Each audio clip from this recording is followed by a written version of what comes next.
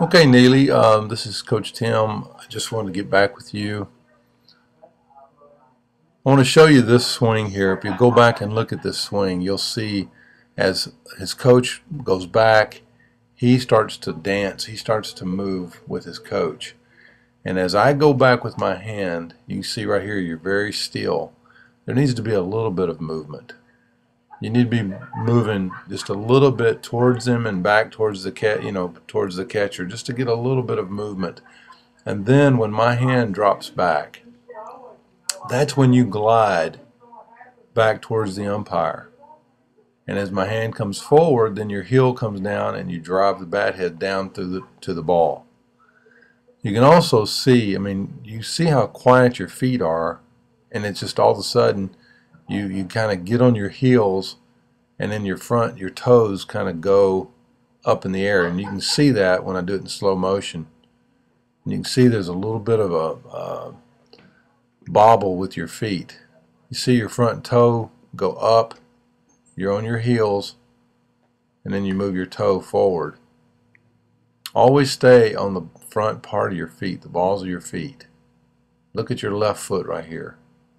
See the toe come up and just kind of open that way. You know, you've got to be a little lighter on your feet and not use your heels and put your weight back on your heels to move your toe around.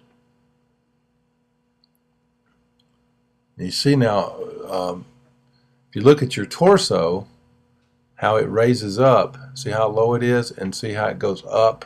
You can see that bar behind it. Just makes it hard to be consistent.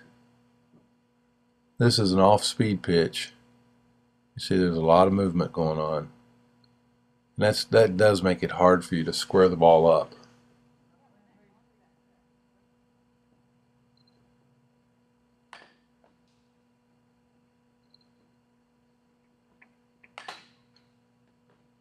You'll get better at this. The more you realize that you need to stay on the balls of your feet. During the swing, you do stay on the balls of your feet. Now, I'm going to give you an example right here.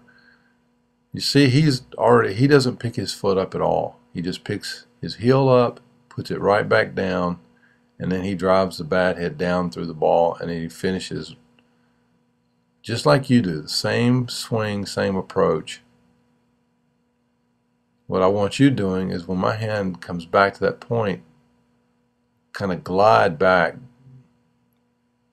load. You do not necessarily have to pick your foot up at all when you hit. If you go back and look at Austin, doesn't pick his toe up, does not pick his complete foot up. If you were to leave your foot right there or your left foot there, spread out a little bit, and then when I rock back, just more or less pick up your heel, and then when I come forward, then you drive the heel back down, and then your right knee will come underneath your pelvis. And I'll explain that a little bit better for you when we get back together. And then all this will start making sense to you.